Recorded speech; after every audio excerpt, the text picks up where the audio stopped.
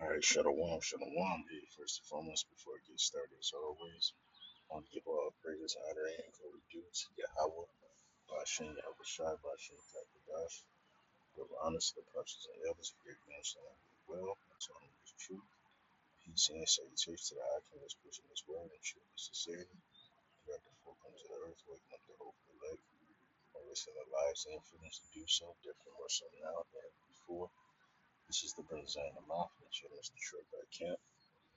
This is gonna be just a quick video, kind of reporting, all right, the current circumstances of Babylon the Great, and really the whole world. Spirit has gone throughout the whole world in terms of just chaos, violence, uproars of the people. So I'll have a little clip from Dabu 7, all right, just to give him credit.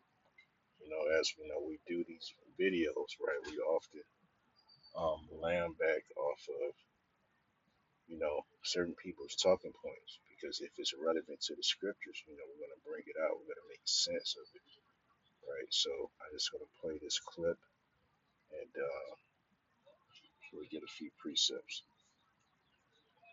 Looking at riots that have unfolded near Mexico City outside of the World Cup Stadium, and people are highly upset.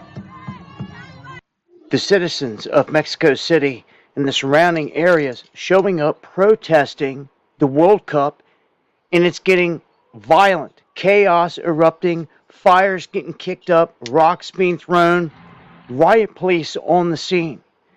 They're saying that the people are protesting in regards to people missing, being abducted, that no one cares. No one's saying a word about it. So they're all protesting en masse just to bring attention to what's happening in Mexico. People are being abducted left and right, kidnapped left and right, and it's not getting any coverage. So the people are snapping out, and they're using this event to showcase that. Now, I'm going to tell you, we've got some stuff coming to this country in the form of chaos as well surrounding the World Cup. There was a plot in the past, a terror plot actually, to attack these events, the World Cup specifically, and make it some kind of 9/11 style nuclear attack. This was from years ago. It was a card that was never played, which means it can still be played. They exposed it, they talked about it, and they tried to connect the whole thing back to Osama bin Laden, the boogeyman, back in the day. But this is, again, a card that's never been played. And it's so you know, we have a ton of these events happening in the United States. The United States hosts a majority of the matches, including all four semifinals and the final.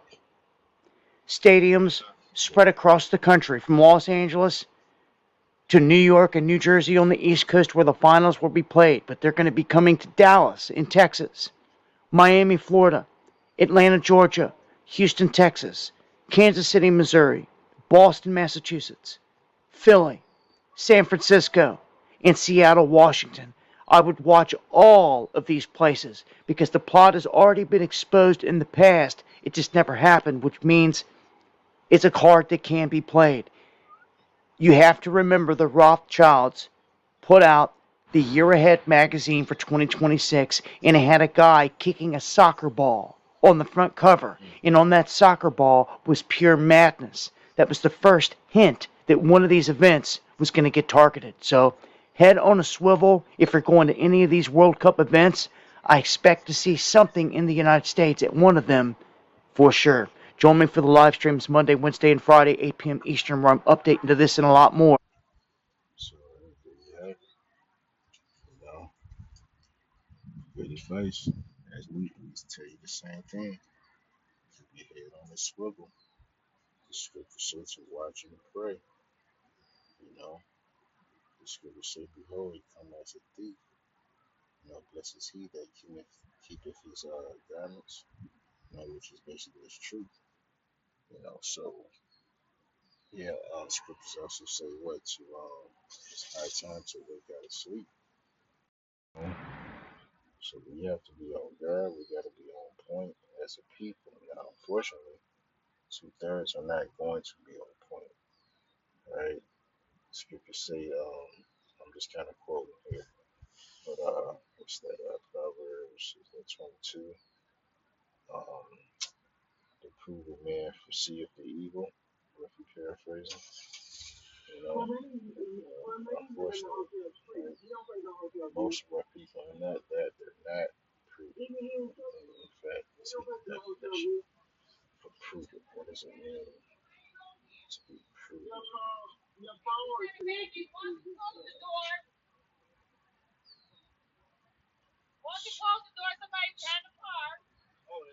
Excuse the see what I mean with chaos. Anyway, prudent, wise, right? Judicious, with knowledge, right? Deliberate, knowing skill, circumspect, right?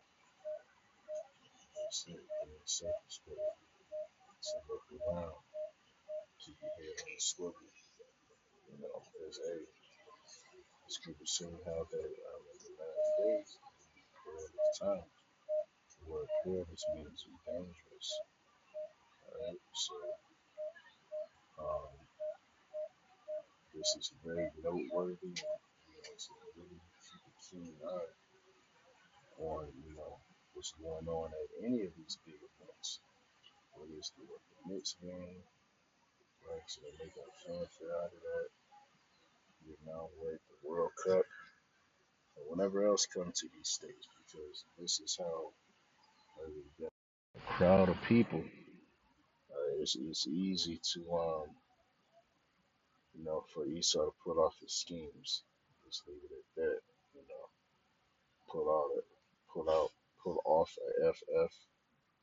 Right, put a flag on that to pull off a swan event.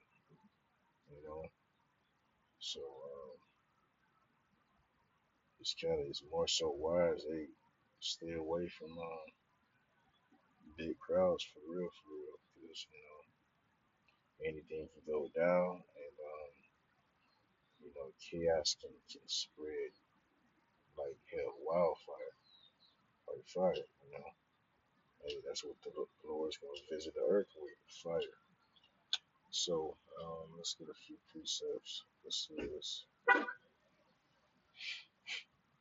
Proverbs 29, because they're saying hey, a lot of people are coming out missing, and it's not getting no coverage, right? And hey, these elites, they do they do a lot of the rituals, and how the scriptures say the odious works of witchcraft that the old ancient Canaanites did.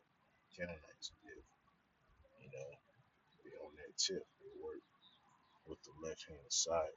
All right, these are very sinister, evil, wicked individuals. All right, you can't put nothing by them. All right, okay. In terms of wickedness, hey, you can think about it. They done did it already. All right. So real quick, this is Proverbs 29, verse 2. It says, "When the righteous are in authority, the people rejoice. But when the wicked bear rule, the people mourn." Right? There's so many things. There's something to complain about.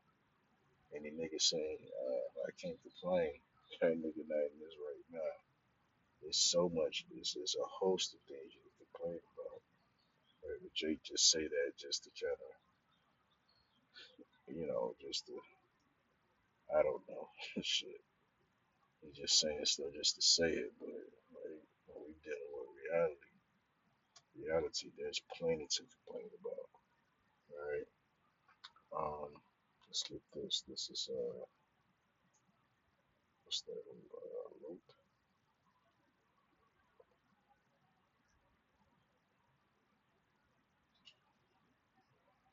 This is Luke 21 and verse 9 says, "But when ye shall hear of wars and commotions, be not terrified, for these things must first come to pass, but the end is not by and by." We're hearing those things. We've been hearing and seeing these things for quite some time. Wars, rumors of wars, commotions, uproars of the people. You know what I'm saying? You know, there's a build up, and shit, it's a powder keg at this point that's ready to blow. You know, it's just gonna take one significant turn of events that will flip this world literally upside down, flip it on its head. You know, uh, verse 10 says, "Then said he unto them, Nation shall rise against nation, and kingdom against kingdom, and great earthquakes shall be in divers places, and famines and pestilences, and fearful sights and great signs shall there be from heaven. But before all these, they shall lay their hands on you and persecute you." It's coming, you know. Persecution has always been a thing amongst the prophets, right? Because hey, the scripture said they hate he that rebuketh in the gate. So even though we're speaking, right, preaching, prophesying, right, the gospel, the good news, most of the world doesn't want to hear it, right? Especially our own people. Right? The scripture say a prophet is not without honor, save for his own country. You know, meaning that you're not gonna get no love, right, from where you came up, right? Because hey, everybody know you. They can't understand that how you are a changed individual, right? They grew up with you. They ran with you. Went to the same school, right? Hung out at the same spots, this, that, and the third. And so they can't perceive how you've changed versus where they are. That's a miracle in itself, you know. But it says, "That persecute you, deliver you up to the synagogues and into prisons, being brought before kings and rulers for my name's sake, and shall turn to you for a testimony." Just that. And again, yeah, that's coming. Right? There's those that's against the system. All right. Like Jeremiah said, he said was the prophets that been before him prophesied against many countries and kingdoms, right? A war, pestilence, you know, they doing the same thing. You do see that, right? These elites, they're in fear of it. They don't like it. They don't want to see it, right? They want to stop the mouth of the prophets because, right, what we doing changes, right, the social structure in this society.